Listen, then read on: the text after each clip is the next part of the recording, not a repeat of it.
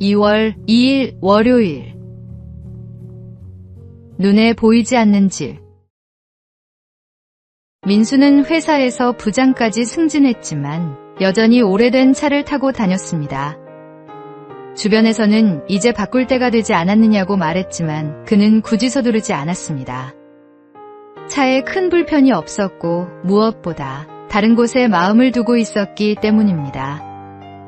그는 매달 일정 금액을 나누는 삶을 선택했습니다. 멀리 있는 사람들의 필요를 위해 또 가까이 있는 이들의 어려움을 위해 조금씩 그러나 꾸준히 자신의 몫을 내려놓았습니다. 시간이 흐르자 그 선택은 적지 않은 금액이 되었고 그는 그것이 헛되지 않았다고 생각했습니다. 민수는 가끔 스스로에게 묻곤 했습니다. 지금 이 삶은 무엇을 짓고 있는가? 눈에 보이는 것을 위해서인지 아니면 눈에 보이지 않는 집을 향한 준비인지 말입니다. 우리는 종종 더 나은 조건, 더 좋아 보이는 것에 마음을 씁니다. 그러나 삶의 방향은 소비의 크기가 아니라 어디에 마음을 두고 사느냐에 따라 결정됩니다. 보이지 않는 선택들이 모여 언젠가 우리가 머물 집을 이루게 됩니다. 오늘 하루 내 시간과 내 수고와 내 마음은 어느 집을 향해 쌓이고 있는지 돌아보게 됩니다.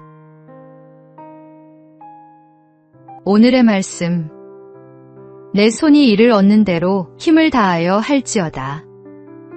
내가 장차 들어갈 수월에는 일도 없고 계획도 없고 지식도 없고 지혜도 없음이니라.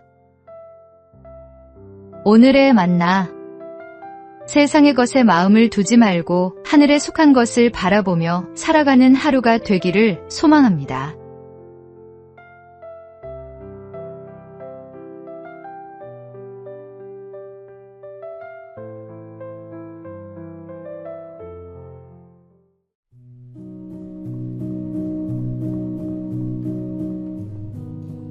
(2월 3일) 화요일.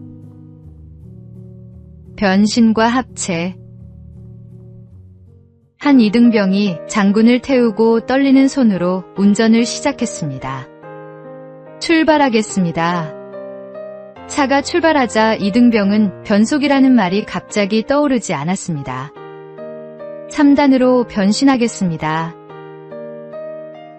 순간 조교의 표정은 굳어졌고 동석한 대령들은 웃음을 참지 못했습니다.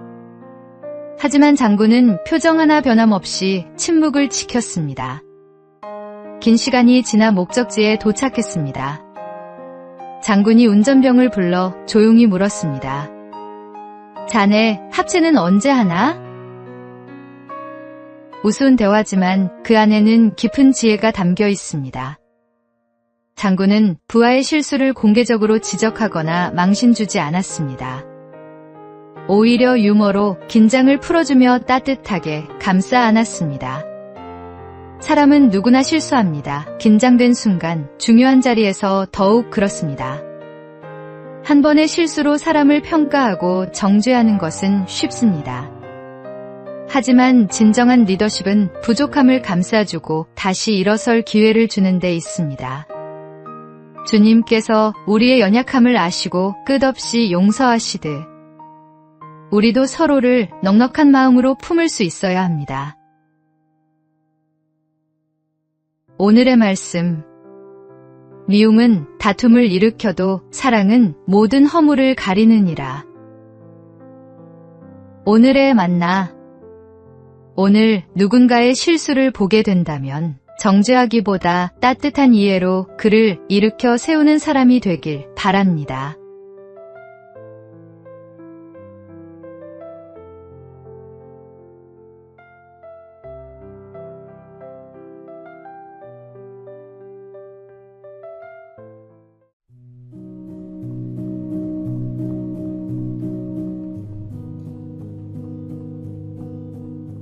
(2월 4일) 수요일.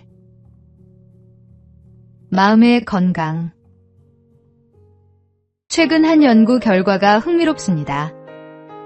의료 인프라가 탄탄한 수도권에서는 신체 건강을 잘 관리할 수 있지만 정신 건강은 오히려 비수도권이 나을 수 있다고 합니다. 서울 강남 지역의 경우 걷기와 운동 실천 비율은 최상위권이지만 우울증 환자 수는 전국 평균의 2~3배에 달했습니다.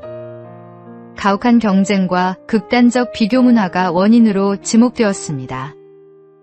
반면 경북 예천, 전남 복성과 같은 비수도권 중소도시는 의료 인프라가 부족했지만 정신건강 지수는 전국 최상위권을 기록했습니다. 주민들이 느끼는 우울감과 스트레스가 가장 낮았습니다. 진정한 건강은 단순히 육체의 안녕만이 아니라 마음의 평안에서 비롯됩니다. 예수님께서는 먼저 그의 나라와 그의 의를 구하라고 말씀하셨습니다. 세상의 기준으로 더 나은 것을 추구하다 보면 정작 중요한 마음의 평화를 잃을 수 있습니다. 하나님 안에서 참된 안식을 누릴 때 우리는 비로소 영혼과 육체가 함께 건강한 삶을 살아갈 수 있습니다. 오늘의 말씀. 평안을 너희에게 끼치노니 곧 나의 평안을 너희에게 주노라. 내가 너희에게 주는 것은 세상이 주는 것과 같지 아니하니라. 오늘의 만나. 마음의 평안은 환경이 아니라 하나님과의 관계에서 비롯됩니다. 주님 안에서 참된 쉼을 누리시기 바랍니다.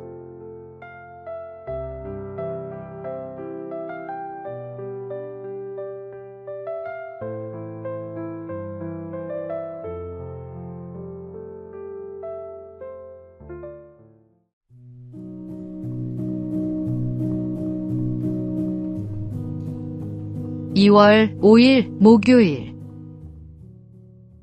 예상하지 못한 화살. 한쪽 문밖에 없는 암사슴이 바다 근처에서 풀을 뜯고 있었습니다.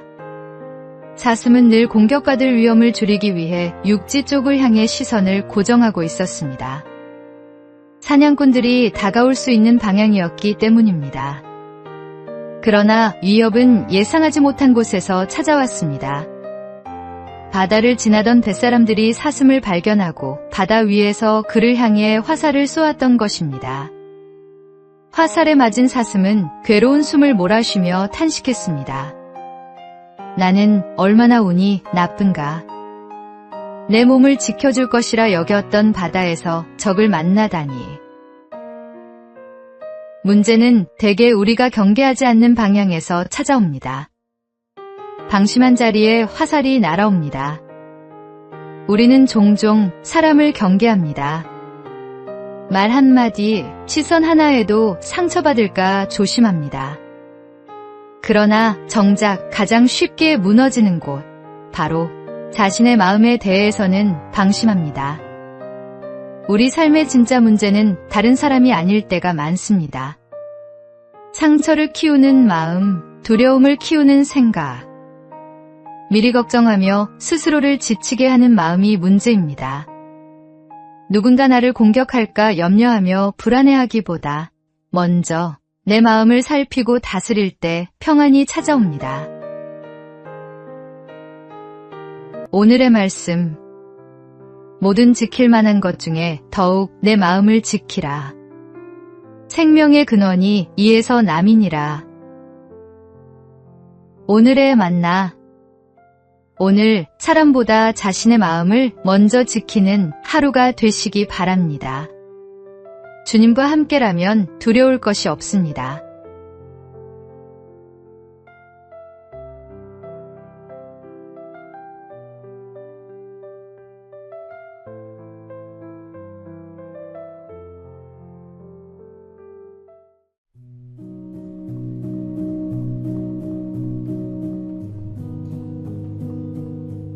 (2월 6일) 금요일. 공유하는 흉터. 배우 안젤리나 졸리가 타임 프랑스 창간호에서 자신의 유방 절제술 흉터를 공개했습니다. 저는 제가 사랑하는 많은 여성들과 이 흉터를 공유한다며 다른 여성들이 자신의 흉터를 공유하는 걸 볼 때마다 항상 감동한다고 말했습니다. 졸리는 2013년 암 예방을 위해 양쪽 유방 절제술을 받았고 2015년에는 양쪽 난소 절제술까지 받았습니다. 그는 유방암 환자 역할을 맡은 영화와 관련해 이렇게 말했습니다. 고난, 질병, 고통은 인간 삶의 일부입니다. 하지만 중요한 것은 그것들을 어떻게 맞서는가입니다. 이 시기를 헤쳐나갈 수 있게 해주는 건 바로 삶 그 자체입니다. 흉터는 단순히 아픔의 흔적이 아닙니다. 그것은 우리가 싸워 이겨낸 증거이며 우리를 더 강하게 만든 과정입니다. 사도 바울도 내게 능력 주시는 자 안에서 내가 모든 것을 할 수 있느니라고 고백했습니다. 우리 각자에게는 보이는 흉터든 보이지 않는 흉터든 삶의 상처가 있습니다. 그러나 그 흉터를 숨기지 않고 나눌 수 있는 용기가 있을 때 우리는 같은 아픔을 겪는 이들에게 희망이 됩니다. 오늘의 말씀, 내 은혜가 내게 족하도다. 이는 내 능력이 약한 데서 온전하여짐이라. 오늘의 만나, 당신의 흉터는 약함의 표시가 아닌 강함의 증거입니다. 주님께서 함께 하시기에 모든 것을 이겨낼 수 있습니다.